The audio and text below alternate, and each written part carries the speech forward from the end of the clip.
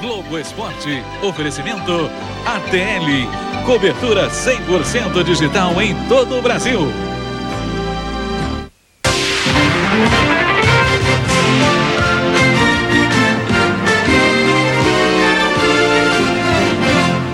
O pé que faz o gol no pênalti é o pé que perde o pênalti e não faz o gol.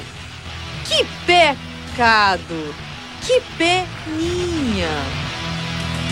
Olá, boa tarde. Foi por um triz que o Vasco não pôs 3 pontos preciosos no bolso. Já o Flamengo trouxe um pontinho bacana do ABC. E o Fluminense, na lanterna dos afogados, tenta respirar em cima do Internacional. Não somos balão, mas estamos no ar. A resposta de Pelé. O argumento de Alcir. A luta de Max. Isso não tem nada a ver, não. Mesmo a capacidade que o negro tem, o branco também tem, então não existe preconceito, não.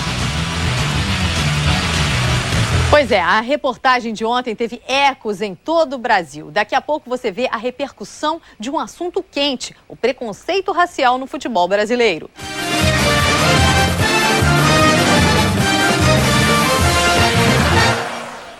O Fluminense começou muito mal o Brasileirão, mas aposta no jogo de hoje em casa contra o embalado Internacional para começar a reagir.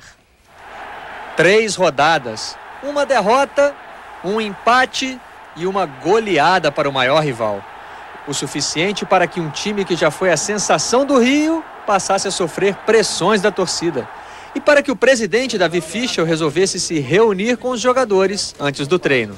E era preciso dar, vamos dizer assim, uma injeção de ânimo aos jogadores, também mostrar a responsabilidade que eles têm que assumir, mostrar a confiança que a direção tem neles e dizer que o futebol é coisa muito efêmera, né? Que há pouco tempo nós éramos dos melhores do Rio, né? Aclamados aí pela mídia, pela torcida, com a grande sensação do Rio de Janeiro, né? Pelas performances, e de repente passamos a ser os piores do Rio. O técnico Renato Gaúcho está acostumado a pedir paciência à torcida tricolor, mas parece estar perdendo a dele.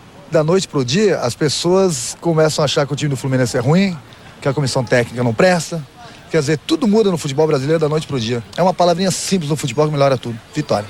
Os jogadores sabem que a goleada no Fla-Flu foi determinante para a reação da torcida. E sabem também quem deve pagar o pato para as coisas mudarem. E a gente vai aos poucos conquistando o torcedor novamente. A primeira oportunidade é perante o Inter. Ele tem muitos jogos pela frente. A gente tem mais de 40 jogos para tentar aí dar alegria ao nosso torcedor. O garoto Kleber vai ter mais uma oportunidade no time do São Paulo hoje contra o Fortaleza. Ele promete determinação para vencer no campo e fora dele. Com Luiz Fabiano e Rico suspensos, Kleber ganha chance no ataque tricolor. Jeito de menino e vida de gente grande. Dentro do São Paulo, o jogador enfrenta uma realidade. Fora, outra completamente diferente. Kleber tem apenas 19 anos e responsabilidades que vão muito além de fazer gols. A responsabilidade em casa é muito grande, né? Eu tenho uma filha já, tenho uma vida, moro num lugar pobre, numa periferia, né? A oportunidade chega num momento em que o São Paulo não pode bobear, pois ainda não venceu no campeonato. E a esperança de gols está nesta cara de garoto, com algumas espinhas e aparelho nos dentes. Mais uma responsabilidade, né? Mas tenho certeza aí que se não der nos gols, no futebol, tenho certeza que vai dar na determinação e na vontade. No próximo bloco, notícias do torneio de Monte Carlo. O carrasco de Guga dançou. E o 1000º adeus de Michael Jordan ao basquete.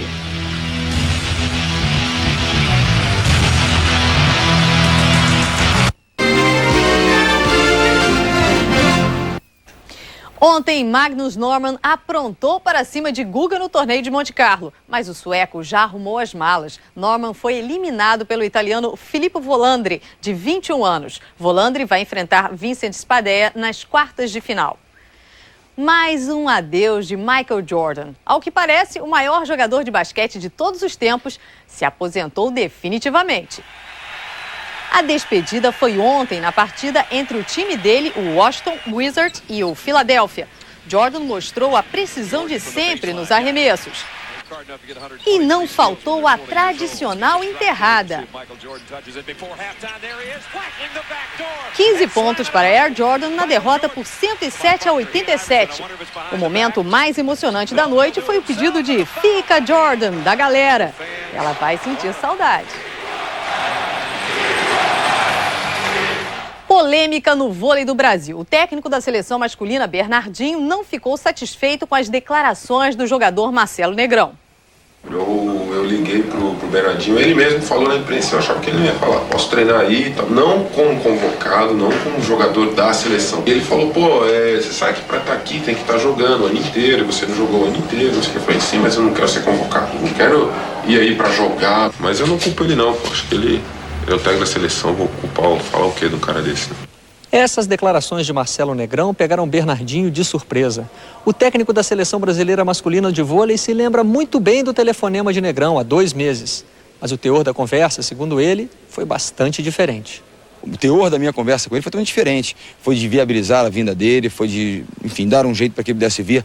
Ele não pretendia ser convocado naquele momento, até porque 2 meses atrás ele não estava em condições ainda. E ele mudou totalmente o tom dessa conversa. Quer dizer, na realidade, a declaração que ele deu, ela não é verdadeira. Ele faltou com a verdade no que diz respeito à minha resposta. A acusação de ter fechado as portas da seleção para Negrão justamente no momento em que o jogador se recuperava de uma grave lesão no joelho causou estranheza em Bernardinho. Foi sob o comando de Bernardinho, num jogo da seleção contra a Holanda, que Negrão se machucou. E o treinador garante que apoio nunca faltou. Em 2001, quando eu assumi a seleção masculina, contra muitas pessoas e posições, eu convoquei. Quando ele estava totalmente afastado, não vinha numa boa fase. Convoquei e acreditei nele. E a confederação, depois da lesão, também arcou com todas as despesas e premiações que a seleção recebia, o Marcelo também recebeu. Então eu acho que nós não abandonamos de forma alguma. Bernardinho ainda espera resolver o mal-entendido, mas não nega que a imagem que tinha de Negrão mudou. O que é verdade é o seguinte, ele tem méritos, recuperou-se e conseguiu dar a volta por cima. Que ele tenha essa mesma dignidade, essa mesma atitude, né, em relação ao futuro dele, em relação às pessoas que estão à volta dele, porque assim se comportam os campeões. E houve esse comentário que chegou até a gente via internet. Foi a Aline Galindo que acessou esportenaglobo.com.br/GE e escreveu: foi horrível Marcelo Negrão ter feito essa declaração em público. Na minha opinião, ele ficou queimado. Xiii. Falando em polêmica, a reportagem de João Pedro Paz Leme sobre o negro no futebol brasileiro deu o que falar. Hoje tem mais, com direito à resposta de Pelé. Hoje o Globo Esporte avança mais um pouco na discussão sobre o preconceito contra os negros no futebol brasileiro. Quem foi criticado responde e nós levantamos outros questionamentos. Algumas das máximas mais preconceituosas do futebol atingem os goleiros negros. Já ouvi muitas piadas aí que goleiro negro não dá sorte, time com goleiro negro não vai pra frente. O Botafogo discorda totalmente. Hoje tem os 3 goleiros negros. No passado recente teve Wagner, por muitos anos como um de seus grandes nomes e campeão. O atual número 1, apesar das piadas, diz que não existe preconceito. Não, eu acho que não. Se existiu foi no passado lá que o Barbosa carregou um peso do caramba, mas acho que hoje em dia não existe não. Se Barbosa jamais foi perdoado por ter sofrido o gol que tirou a Copa de 50 do Brasil, outros negros, como Max, se esforçam para desfazer o estigma. E neste ponto, Dida é o grande destaque. Partiu o Kleber, bateu Dida!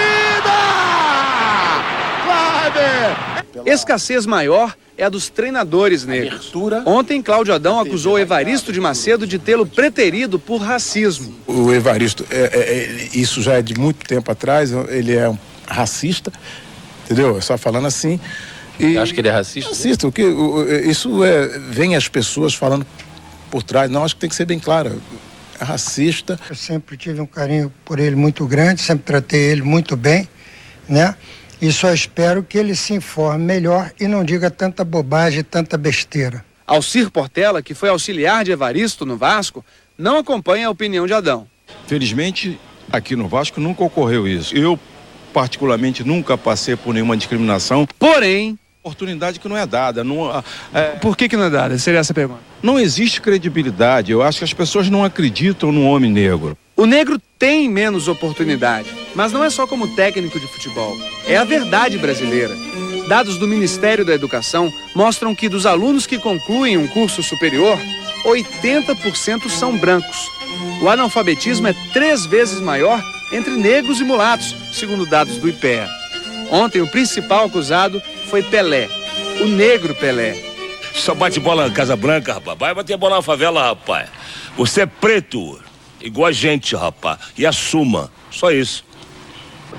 Em Mangueira, que eu levei o presidente Clinton para bater bola lá, hoje a Mangueira é o maior exemplo, não é, em criminalidade infantil por causa do esporte. Talvez ele não tenha visto que eu levei o presidente lá e foi um trabalho maravilhoso. Eu acho que é fácil as pessoas falarem. Pelé não citou uma de suas declarações mais famosas, a homenagem do 1000º gol. Vamos proteger os pobres, vamos proteger as criancinhas necessitadas, vamos pesar em quem precisa, vamos ajudar todo mundo, pelo amor de Deus. O povo brasileiro não pode esquecer das crianças. Certamente ele não se referia a criancinhas brancas e ricas. Cláudio Adão também criticou o atleta do século. Eu acho que ele podia divulgar isso com mais clareza e tentar ajudar a raça dele em questão de trabalho, porque ele tem força para falar. Pelé pensa como Mário Filho, que disse: nenhum preto no mundo tem contribuído mais para varrer barreiras raciais do que Pelé. Mais do que eu tenho feito, aí eu não sei, eu não tenho forças para responder isso. Eu sei que eu continuo fazendo e o exemplo é tudo. Hoje eu fico feliz de ver os garotinhos aí de 9 anos, 10 anos, 5 anos que nunca viram o Pelé jogar, faz 30 anos que eu parei de jogar, esses garotos querem ser o Pelé, procura ser o Pelé. Você quer maior exemplo que isso? Pelé acha que campanhas antirracismo são questionáveis, podem reforçar a diferença. Vamos pegar a bandeira e sair aí falando de racismo. Eu acho que o racismo começa em quem instiga o racismo, de ambas as partes. Palavra do rei. Rei dos negros, dos brancos, dos mulatos, amarelos, vermelhos, rei de todos.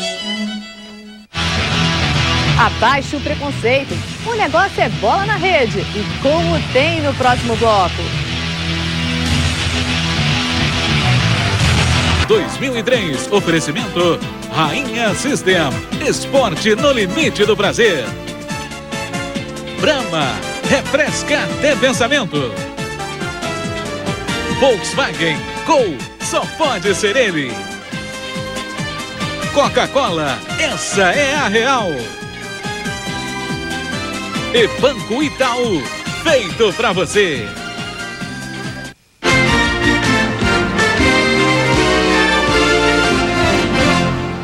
O bloco dos gols do Globo Esporte começa na Copa Libertadores. Já classificado, o Santos não passou de um empate contra o El Nacional na Vila Belmiro.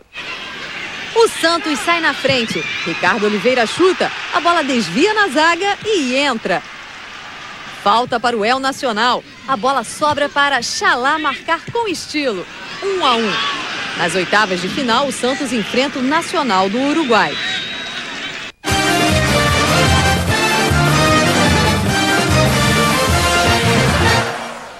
O Flamengo garantiu um empate contra o São Caetano. Com a nova fórmula do Brasileirão, o resultado foi bom para o time carioca. O São Caetano é mesmo surpreendente. Uma pergunta fácil em qualquer outro clube, aqui fica difícil. Serginho, em que posição você joga? Marco, que posição você joga? Tá aí um mistério, viu? O meio-campo joga na lateral direita. O atacante é o volante. E a qualquer momento, o zagueiro pode virar artilheiro. Mesmo assim, ninguém escapa da perseguição de Nelsinho. A partida vira um jogo de xadrez. E como é chato ver um jogo de xadrez. A única emoção é ver os chutes de Ademar. Ou então uma arrancada de Fernando Baiano, que não dá em nada. Mais legal que esse jogo, só a festa da banana. Como, você não sabe o que é? Calma que depois do gol, Zé Carlos explica.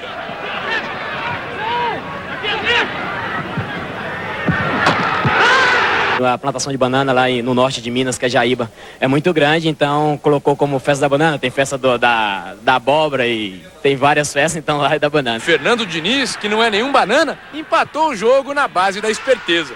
O jogador deles teve infelicidade no domínio, eu aproveitei e consegui fazer o gol. O Flamengo reclamou deste lance. Foi pênalti, porque eu ia ganhar a jogada e ele deixou a perna, mas o juiz não deu. Ele jogou a bola na frente e se chocou contra mim, o juiz estava perto e por isso não deu. O joelho do jogador do São Caetano é que toca e dá o toque, mas ele já vinha desequilibrado. Não foi pênalti. 1-1. Empate com gosto de banana verde para as duas equipes. Porque num campeonato por pontos corridos, é proibido escorregar. 3 jogos envolvendo tricolores completam hoje à noite a 4ª rodada. O Fluminense recebe o Internacional no Maracanã, o São Paulo enfrenta o Fortaleza no Morumbi e em Curitiba o Paraná pega o Goiás. Será que a má fase da turma das 3 cores acaba hoje? A farra começa em Belo Horizonte. Lúcio Flávio cobra falta com categoria. Atlético Mineiro 1, Guarani 0. No segundo tempo, vacilo da defesa do Guarani e Scheidt faz Atlético 2-0. O Guarani reage nesta jogada de Wagner, que ele, Creedence Clearwater, aproveita 2-1. No último minuto, regulamentar, Guilherme chuta e marca 3-1 para o Atlético. E nos acréscimos, Creedence tenta de cabeça e no rebote de Veloso e da trave desconta. Atlético Mineiro 3, Guarani 2. É guerreiro esse Creedence, mas já era tarde. Em Porto Alegre, Nadson entra na área e abre o placar para o Vitória contra o Grêmio. O empate vem neste belo toque de calcanhar de Luiz Mário para Gilberto chutar de primeira, 1-1. Jorge cruza e Aderaldo faz, contra. Aí Pitaco não perdoa. Deu mole! É o gol da Vitória. Grêmio 2, Vitória 1. Força, Aderaldo, você supera isso. Em Campinas, o Criciúma sai na frente da Ponte Preta neste gol de Cametá. Luiz Carlos deixa tudo igual. Ponte Preta 1, Criciúma também 1. E não se fala mais nisso. Em Salvador, Gelfer aproveita o rebote e abre o placar para o Juventude em cima do Bahia. Escanteio para o tricolor baiano. Jair aproveita a falha e empata. De novo Bahia. Lino dá um drible da vaca e chuta bonito para virar o jogo. 2-1. E Preto de falta marca o terceiro. Bahia 3, Juventude 1. E os dois na meiuca da tabela. Em Florianópolis, Dagoberto faz Atlético Paranaense 1, Figueirense 0. Luiz Fernando cobra a falta, a bola bate nas costas de Evair e entra. Mas o juiz dá gol de Luiz Fernando. Fica nisso, Figueirense 1, Atlético Paranaense também 1. Mas que golzinho esquisito. Ó, a frase é longa. O Cruzeiro ganhou do Coritiba fora de casa, assumiu a liderança, tem o artilheiro e o ataque mais positivo e manteve uma invencibilidade que já dura 26 jogos. A pergunta é, quem derruba o Cruzeiro de Luxemburgo? 30 segundos de jogo, a resposta parece Coritiba. Parece, porque logo depois, Aristizábal faz Cruzeiro 1-0. O Coritiba tem a chance de empatar, desperdiça. Até Lima fazer grande jogada, que golaço, 1-1. A virada quase acontece. E quando se erra contra o Cruzeiro, na segunda chance que teve, Aristizábal faz 2-1. E do outro lado, Gomes continua levando sorte, mostrando competência. Segundo tempo, chances do Coritiba, nada de gol. Então, na terceira oportunidade, David, artilheiro do campeonato, agora com 6 gols, amplia o placar, 3-1. Mas de tanto se esforçar, vem o prêmio, pênalti para o Coritiba. Marco Brito desconta. E de tanto pressionar, Alexandre Fávaro de falta empata a partida 3-3. Dificuldades para o poderoso Cruzeiro. Martinez recebe cartão vermelho. 1 a menos em campo. Teria chegado a hora do time mineiro perder a invencibilidade? Que nada. Foi aparecer o espaço e na quarta oportunidade, o quarto gol, o da vitória. E mais uma vez com Aristizábal. Fim de jogo. Coritiba 3, 4 para o Cruzeiro. Há 26 partidas invicto. E a pergunta, lembra dela? Quem derruba o poderoso Cruzeiro de Luxemburgo? Então, fica sem resposta por enquanto. Nosso time, desde o começo ao fim, em cima do Cruzeiro, querendo sempre a vitória, mas infelizmente não deu. Importante é que a gente está indo aí devagarzinho. E o Cruzeiro com Goiás domingo? Mesma coisa, sair para ganhar, porque sabemos que cada jogo é uma decisão agora, não podemos deixar escapar ponto. O Corinthians foi a São Januário e não fez cerimônia. O time paulista buscou o empate contra o Vasco depois de estar perdendo por 2-0. Para Marcelinho, o resultado teve gosto de derrota. Ele entra em campo para um jogo diferente. Marcelinho cumprimenta alguns antigos amigos. Enfrentar o Corinthians, seu ex-clube, sua velha paixão, mexe um pouco com agora camisa 8 do Vasco. Se eu falar que não, vou estar sendo hipócrita, ingrato, né? Mas eu sei reconhecer, principalmente o cidadão paulistano, pela maneira que me tratou quando eu cheguei em São Paulo, a torcida do Corinthians. Eu sou grato, mas hoje é um novo momento, é uma nova história para mim. E hoje eu tenho que dar muita alegria para todo torcedor vascaíno, mas eu sou muito grato e sei reconhecer.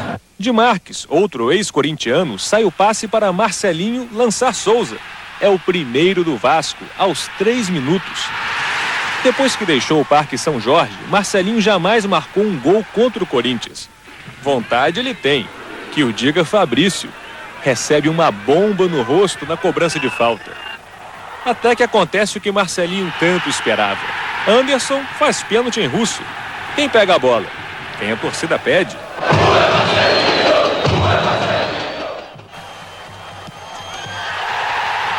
Gol. Comemoração efusiva. Ele faz um coração. Comanda o coro. Beija o escudo, como fazia nos tempos da Fiel. Mas agora ele é fiel ao Vasco. Parece replay, mas não é. Novo pênalti de Anderson em Russo. Dessa vez com uma pequena colaboração do árbitro Leonardo Gaciba. Tudo igual. Marcelinho vai bater, mas aí a história muda. Doni pega. É como se o destino dissesse: não abusa, Marcelinho. Difícil pegar um pênalti do Marcelo, acho que é um grande batedor. Não só de pênalti, mas de falta. É um grande batedor e é muito difícil pegar um pênalti dele. Felizmente peguei um e infelizmente não peguei o outro. Marcelinho tenta se redimir nessa cobrança de falta, direto para Marques. Doni de novo. O árbitro também é exigente do outro lado. Wellington Paulo derruba Fábio Luciano. Rogério cobra e faz. Chega de pênalti. Hora de bola rolando. Kleber para Gil, que para em Fábio. Depois de ter feito boas defesas, Doni se atrapalha todo ao sair do gol e dá sorte em 2 lances. Gil dá um toque preciso para Kleber. É um empate que pode ser visto de 2 modos. Primeiro, o ponto de vista vascaíno. 2-2, para quem estava vencendo por 2-0 jogando em casa, não é dos melhores resultados. Jogou bem, mas teve um adversário forte que sabe jogar também, então não existe jogo fácil. Agora um empate sob a ótica corintiana. 2-2, nada mal para quem começou perdendo por 2-0 e está fora de casa. Não seria merecido outro resultado para o Corinthians também, né? Pelo que o Corinthians criou, pela vontade que os jogadores tiveram, né? Então tá de parabéns, acho que a gente leva esse ponto aí para São Paulo com sabor especial. Marcelinho se despede dos antigos amigos, mas tanto ele como o Corinthians parecem ter seguido aquela máxima dos apaixonados. Para esquecer um velho amor, basta um novo amor.